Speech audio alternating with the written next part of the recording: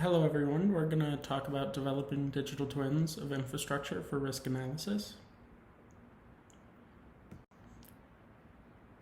So critical infrastructure are vulnerable to disruptions, and regional risk analysis supports mitigation planning and recovery optimization for infrastructure subject to disruptions. In regional risk analysis, the infrastructure are represented by networks that describe the connection of components and the subsequent network dynamics. We refer to the physical system as the infrastructure, and we refer to the model as the network. However, the information on the infrastructure needed to define the network may not be available. For example, the infrastructure may be controlled by a different government or corporation. When information about the infrastructure are not available, network generators can be used. So we propose a procedure to generate networks using generally available data. We use street lines, building footprints, and a digital elevation model. We also specify the total network area and the location of the primary collection or distribution node in the network. Finally, we demonstrate the network generator by assessing the impact of localized damage on unknown wastewater infrastructure. In this case, we generate multiple network realizations, yielding probabilistic results. The rest of this presentation is organized as follows. First, we go through the procedure for generating networks, and second, we go through a case study which includes the risk analysis for localized damage. To generate networks, we first define a hierarchical conceptual model of infrastructure. Because infrastructure typically convey resources to or from centralized collection or supply facilities, components have different sizes, capacities, and criticalities depending on their location. This defines a hierarchy in the network. Based on this hierarchy, we propose to make a distinction between two types of infrastructure that we call arterial and capillary infrastructure. Arterial infrastructure include large components that serve large areas of a community, and the design of the arterial infrastructure is part of careful community scale planning. Capillary infrastructure convey resources to or from every building, and the design of the capillary infrastructure is more standard and codified. Here we propose to generate arterial infrastructure in 3 steps. We first observe that the following information is generally available. So street main lines can be easily identified at the community scale, and the total network area and arterial source or sink node are also known. The proposed procedure follows from this information. In step 1, we define subareas covering the total network area. In step 2, we determine the arterial node that corresponds to each subarea. And in step 3, we connect the arterial nodes to define the arterial topology. And next, we describe each step in more detail.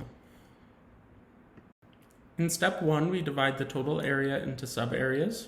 So preliminary subareas are based on street main lines that we manually identify. In each preliminary subarea, there may be multiple groups of buildings that have their own capillary network. For example, groups of buildings may have been developed at different times by different developers.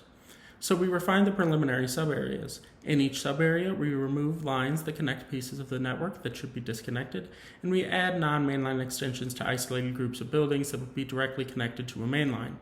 Finally, there's one final subarea for each connected component of the street network in each preliminary subarea. In step 2, we identify an arterial node for each subarea. So the arterial node is where the capillary network in each subarea meets the arterial network. The points where the non-mainline streets in each subarea intersect the boundary of the subarea are the candidates for the arterial node, and we choose the candidate node that's closest to the arterial source or sink node. In step 3, we determine the topology of the network. We connect each of the nodes from step 2 with the arterial source or sink node. We use an optimal spanning tree of the graph defined by the arterial nodes in the street main lines.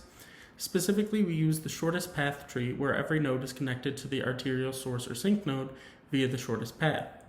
The shortest path tree considers the weight of the edges, which can be defined based on physical considerations for specific types of infrastructure. For example, for wastewater networks, we use the following weight. And this weight considers the tendency to follow the ground slope, but also identifies cases where not doing so is advantageous. And specifically, these 3 steps, this proposed procedure is the first realization of the network.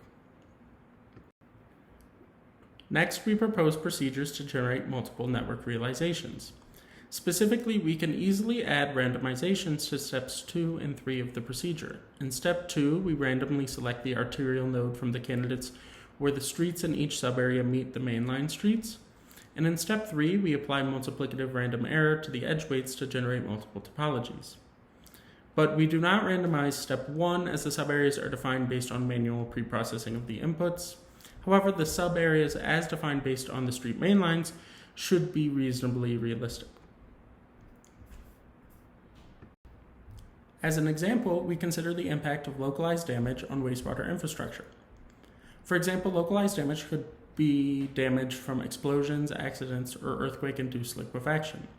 In this case, we know where there will be damage, but we do not know what components of the infrastructure are at that location. So for accurate risk assessment in this situation, we consider uncertainty in the network generator.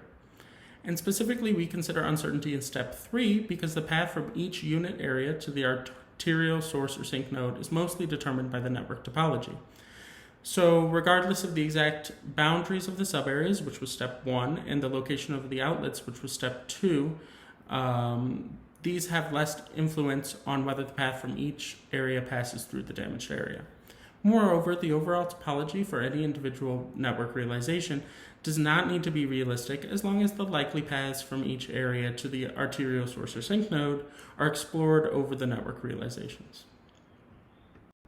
We demonstrate the proposed procedure for Irving, Texas. Irving is a medium-sized city with approximately 250,000 residents. First, we collect and preprocess the input data, which is shown here.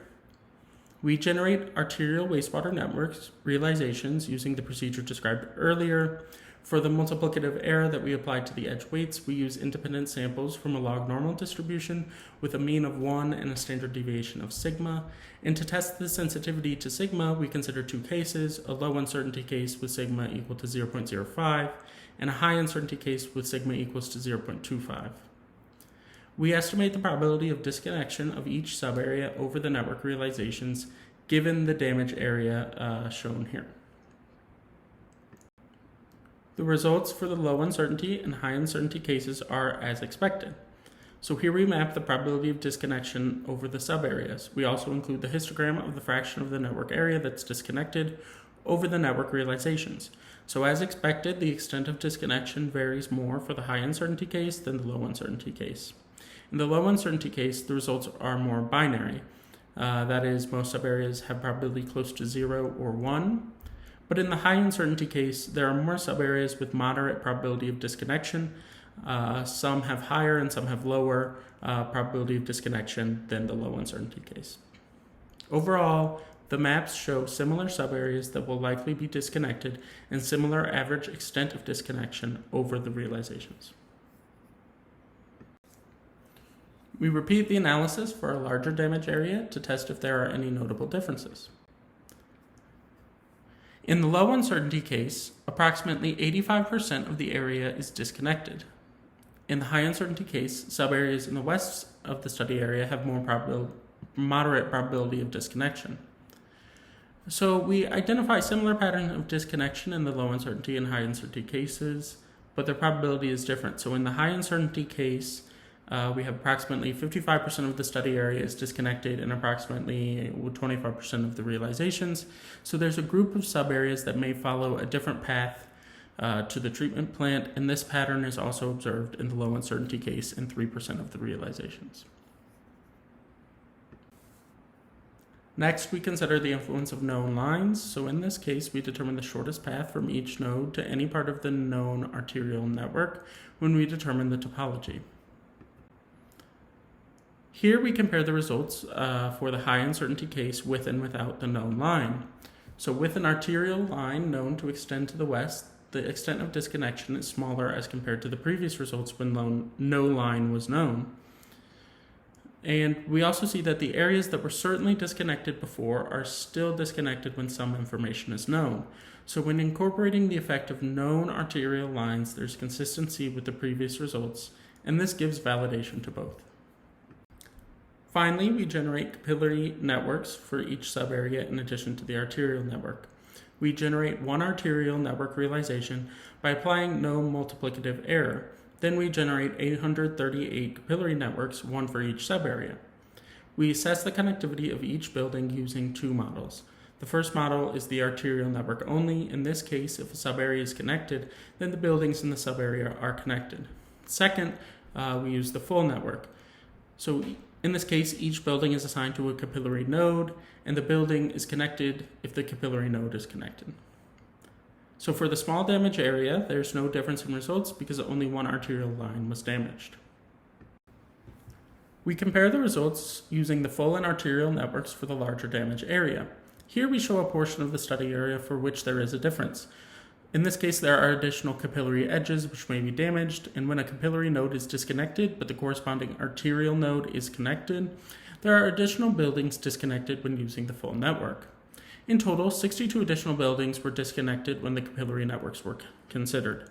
This is less than 0.15% of the 42,605 buildings in the area. So this result is due to the fine scale at which the subareas have been defined. The scale of the subareas was determined by easily identifiable street main lines. So when the subareas are defined at this scale, the effect of the capillary networks can be ignored. We proposed a systematic procedure to generate networks using only data that are generally available. We defined the arterial network as the larger components that serve large areas in a community. And to generate arterial networks, we divided the area into subareas. We determined a node where the arterial network connects to each subarea, and we connected these nodes to determine the arterial topology. Using the network generator, we considered the impact of localized damage on an unknown network. We generated multiple network realizations and mapped the probability of disconnection of each subarea in a low uncertainty and high uncertainty case for a small and large damaged area. We also considered the influence of known arterial infrastructure lines. And finally, we demonstrated that the capillary networks have negligible effect on the building level results if the subareas are defined at the scale of identifiable street main lines. Thank you for joining, and please see more videos available on this YouTube channel. Thank you.